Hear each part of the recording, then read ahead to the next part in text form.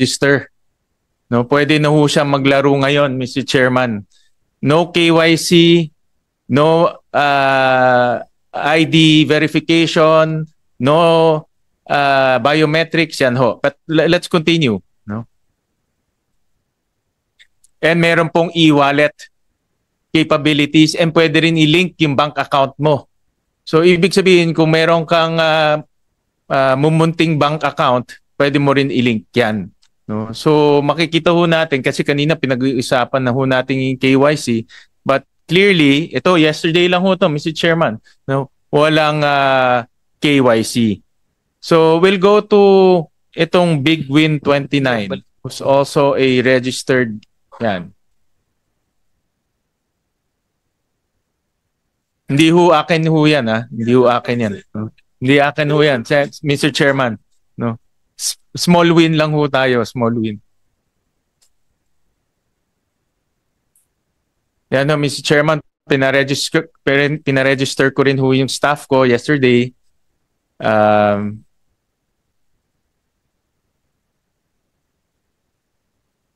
Yan po. Nalagay number, password.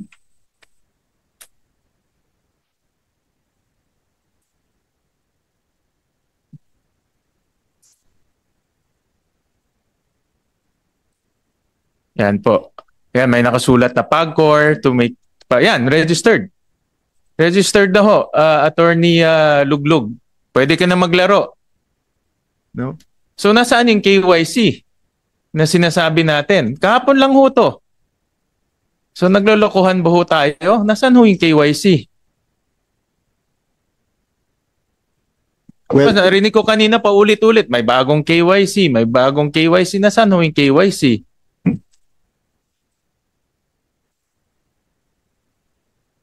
Diba? At ang kasamaan ho dito, nakakonect rin ho ito sa mga online platforms. No? Whether GCash, Paymaya, pwede hong nakalink ho to lahat. Yun po yung delikado dito. So ang tanong ko, anong nangyari?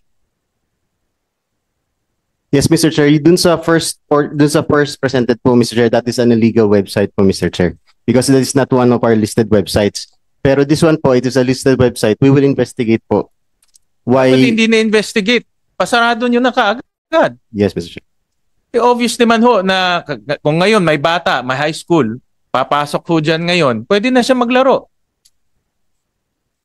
So yun yung sinasabi ho kanina ni Senator Marcoleta, failure of regulation. Dahil usap ho tayo ng usap dito, pangako ho tayo ng pangako, hindi naman ho na-actionan. Di ba ho? Kaya ho useless yung puro pangako lang dahil sa action walang nangyayari.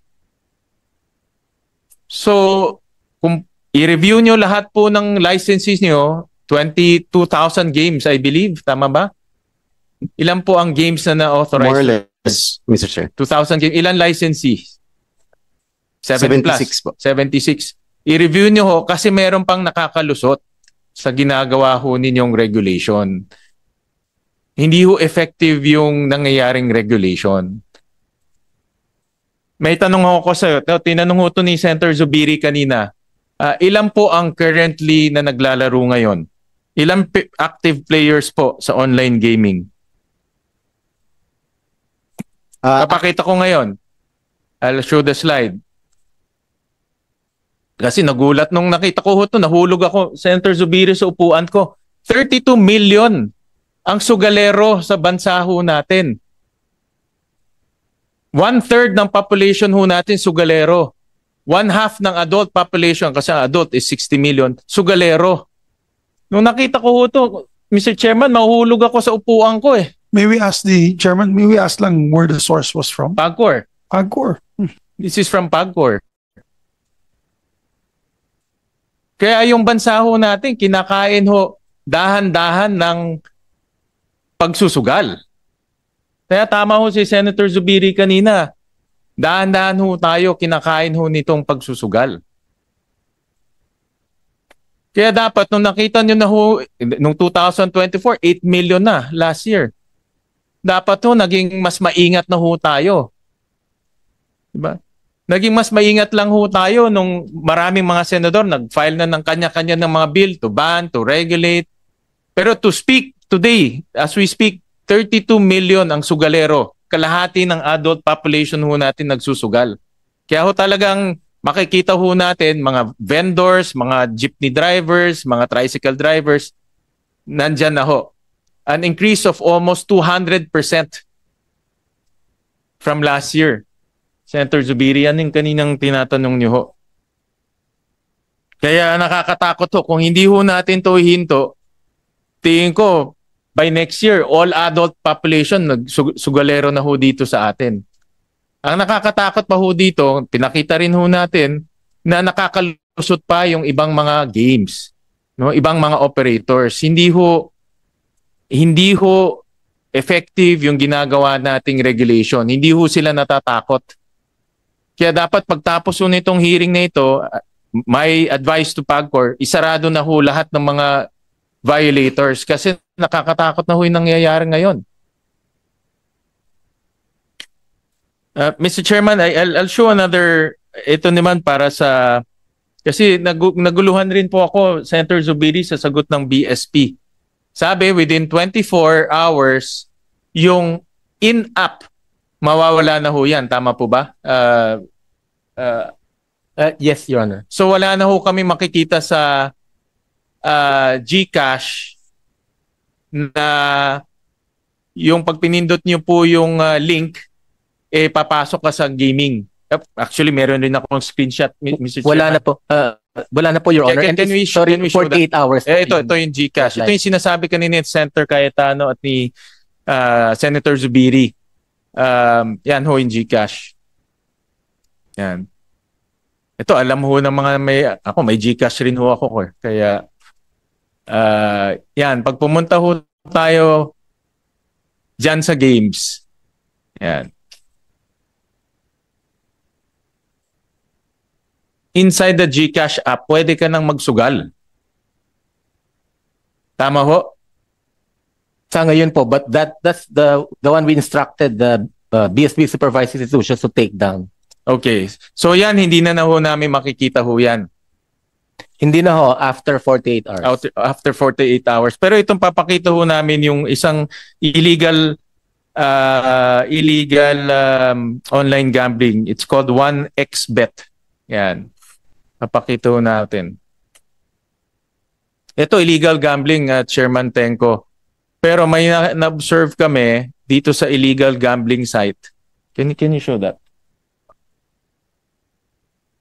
We'll just show the screen recording. Ito.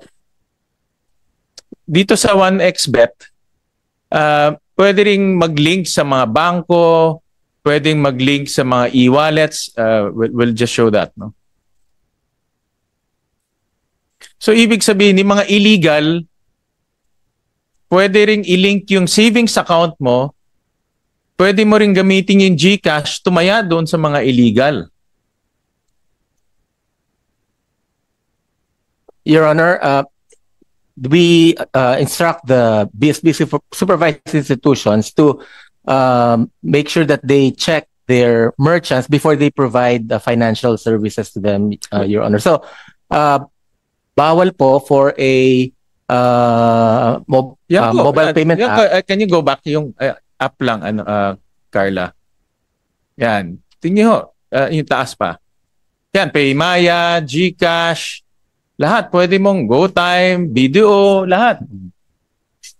Lahat ng bangko na pwedeng sipsipin yung account mo o pera mo, nakalagay ho dyan. So ang punto ko ho, Mr. Deputy Governor, hinihigpitan ho natin sa sa legal online gambling, pero yung mga illegal, grabe ho.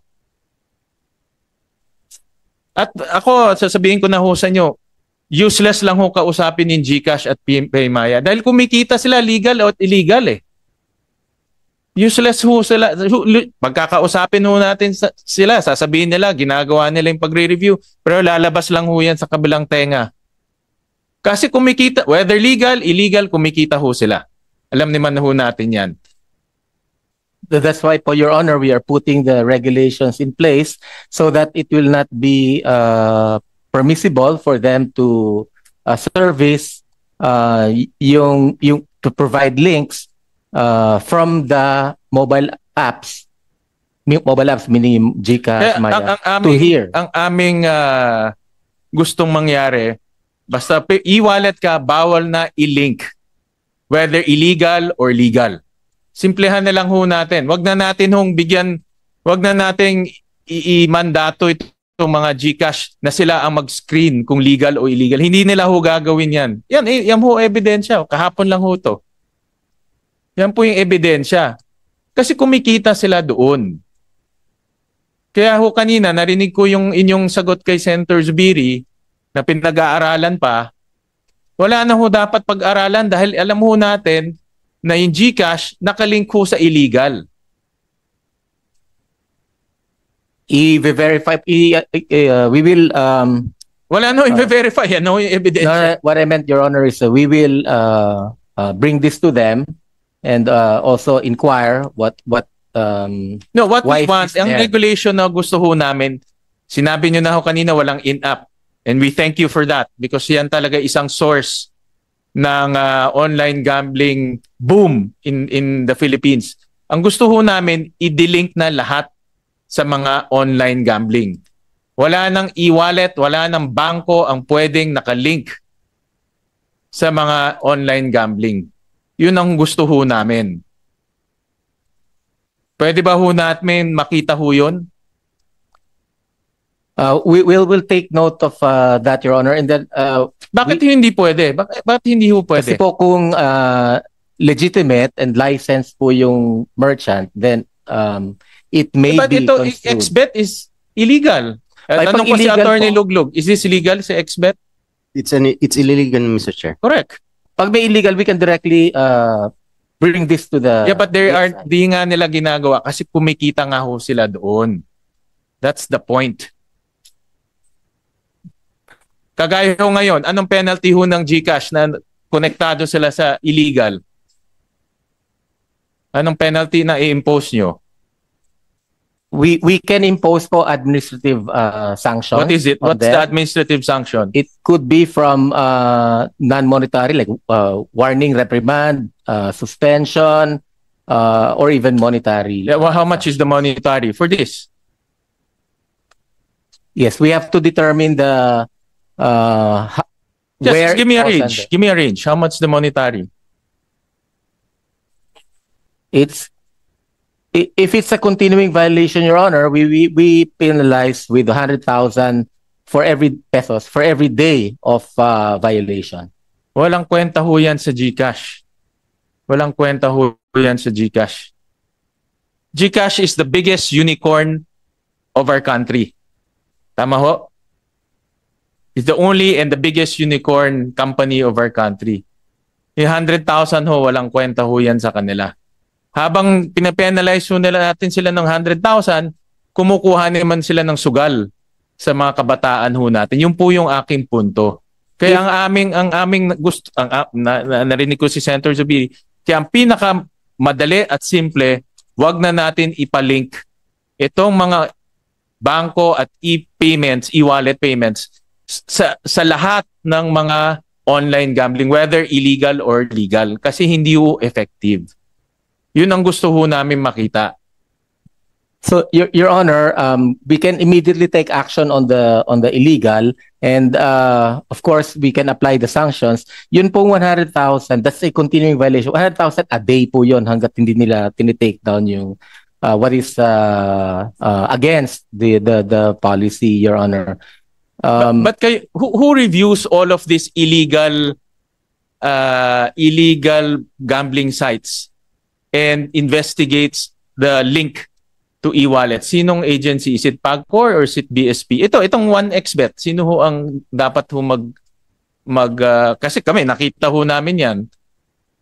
So kayo ho, BSP ba ho ang titingin sa lahat ng illegal websites na nakadikit ho, na nakalink ho sila? Your Honor, before the banks and the e-wallets register these as merchants, they're required to present their licenses, SEC registration, BIR, and business permits in order for the service to be provided to them, Your Honor. So if they're able to present valid requirements like that, then we will still look into how what handle can be used in order. But to if 60%, sabi ko kanina narinig ko si Chairman, if 60% of online gambling comes from illegal, then meaning you have to check that 60% one by one whether they're connected or not connected.